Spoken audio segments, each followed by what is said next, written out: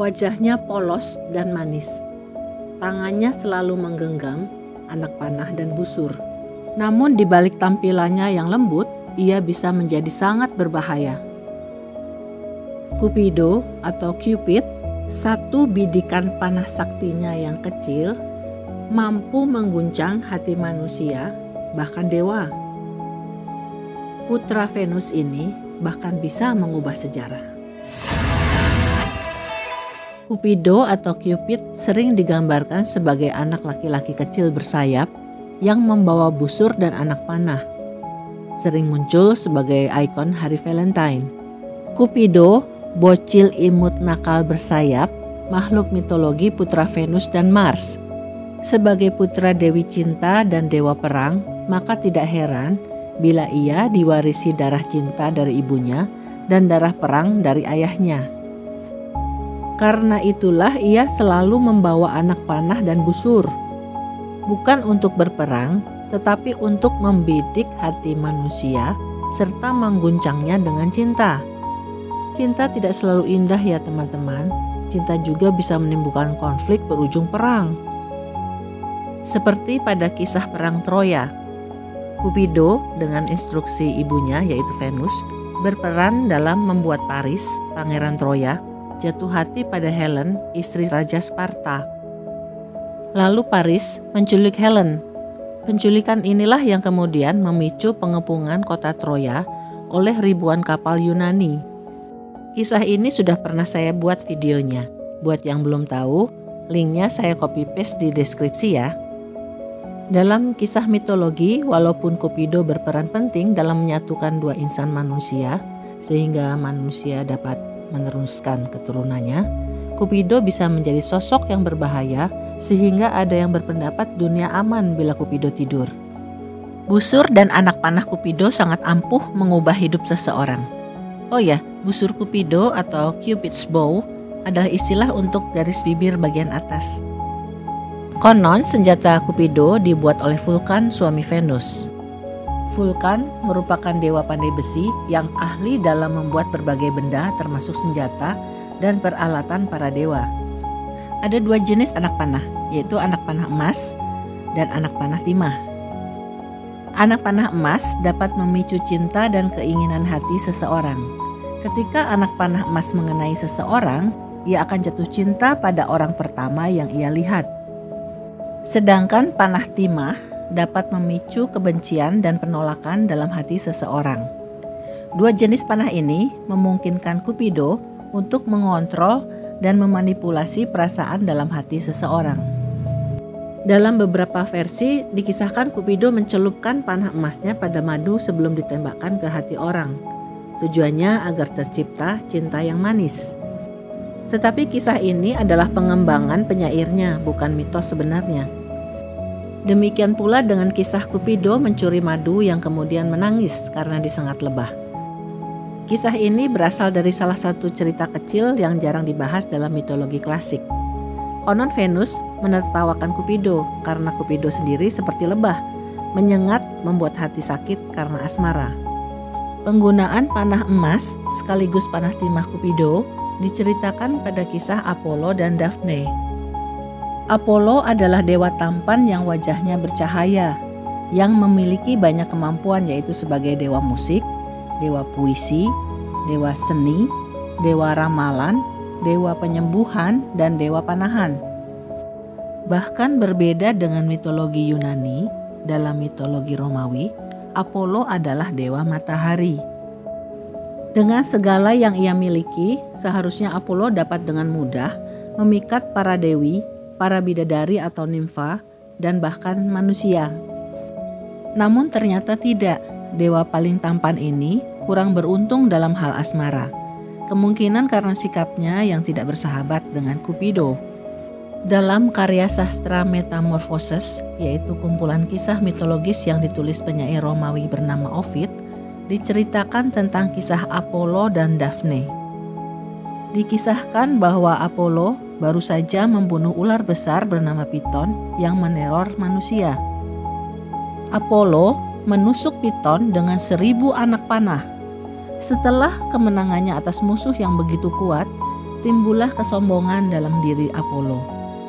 Apollo merasa dirinya yang paling layak memegang busur dan anak panah. Cupido yang juga seorang pemanah diejek oleh Apollo. Hai anak kecil, apa yang kamu lakukan dengan senjata laki-laki? Apollo merasa Cupido mencuri kejayaannya dengan mendapatkan ketenaran sebagai pemanah terkenal. Apollo pun menyombongkan dirinya telah membunuh Fiton yang tubuhnya menutupi banyak hektar tanah. Cupido menanggapinya dan mengatakan bahwa anak panahnya akan mengenai Apollo dan Apollo tidak lebih mulia dari dirinya. Hal berikut yang dilakukan Cupido adalah sesuatu yang tak terduga. Cupido menembak dada Apollo dengan anak panah emasnya yang tajam berkilau. Anak panah yang tidak melukai Apollo secara fisik, tapi Apollo akan segera tahu akibatnya. Kemudian anak panah kedua yang tumpul dan terbuat dari timah, ia tembakkan ke arah Daphne. Daphne adalah seorang nimfa atau bidadari yang mengabdi pada Diana, saudara kembar Apollo, dewi perburuan. Mengabdi pada Diana berarti mengikuti hukum Diana yang menuntut kesucian dan keperawanan. Akibat dari panah yang ditembakkan Cupido pada Apollo dan Daphne, Apollo jadi jatuh cinta setengah mati pada Daphne. Sementara hati Daphne dipenuhi rasa benci kepada Apollo. Apollo memuji Daphne berulang-ulang, sementara Daphne tidak tahan dengan kehadiran Apollo. Kemudian terjadilah kejar-kejaran antara Apollo dan Daphne. Lama-kelamaan Daphne kelelahan. Tepat pada saat itu, Daphne sampai di sungai ayahnya. Ayahnya adalah Peneus, dewa sungai. Ayah,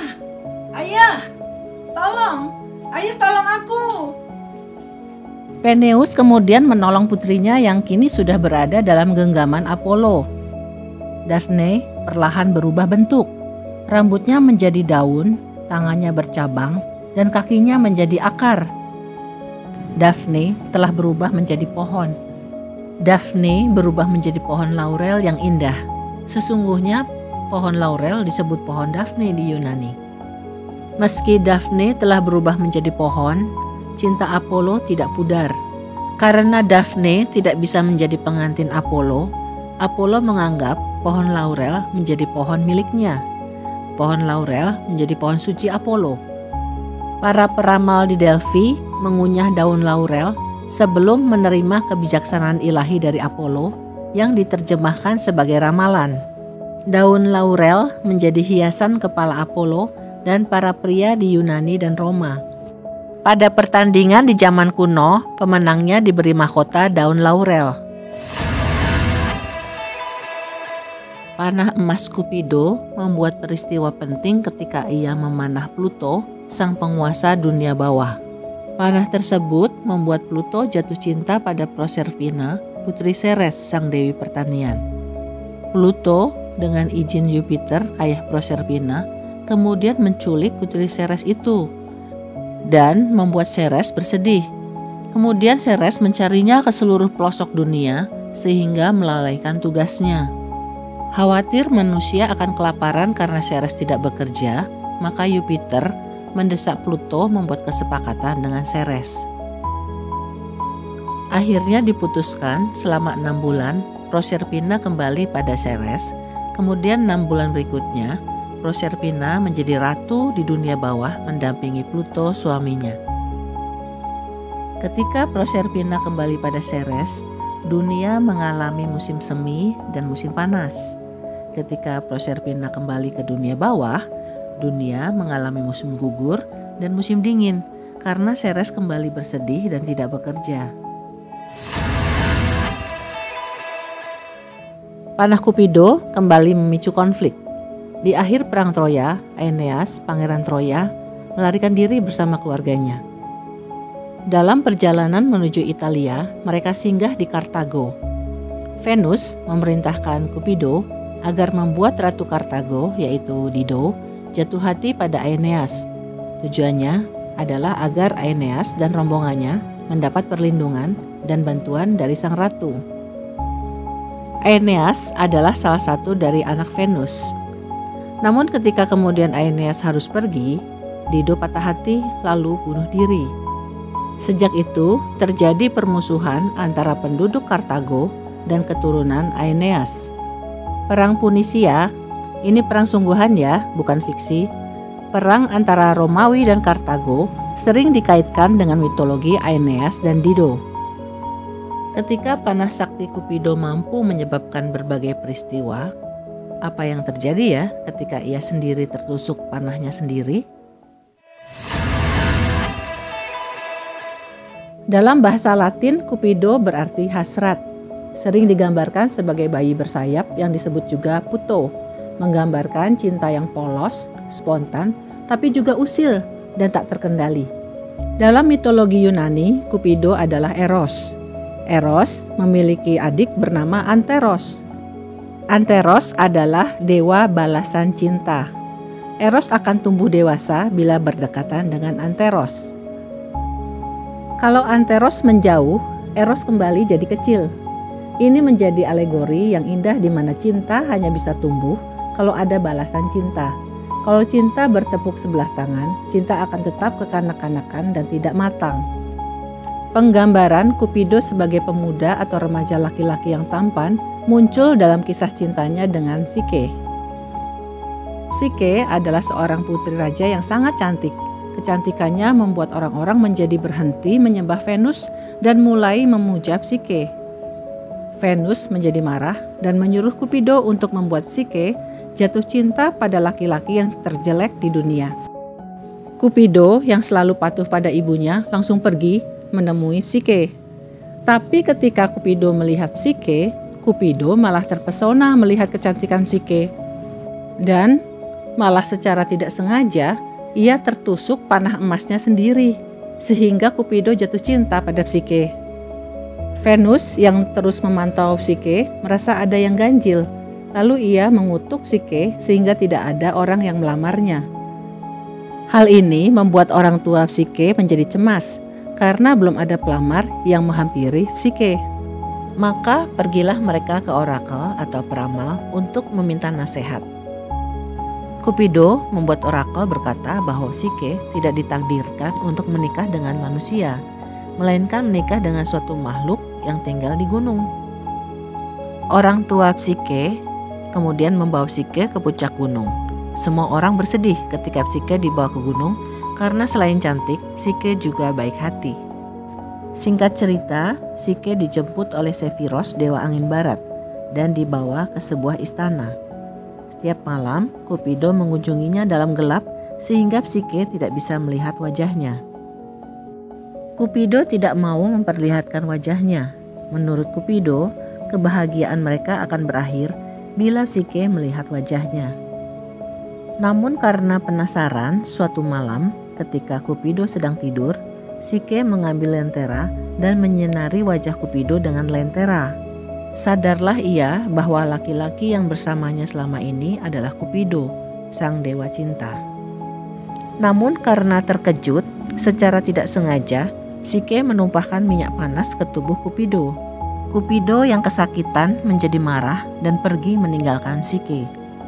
Psike yang bersedih pergi mencari Kupido kemana-mana. Hingga akhirnya ketika ia berada di kuil Ceres, Ceres menyuruh Psike pergi berdoa pada Venus dan memohon ampun.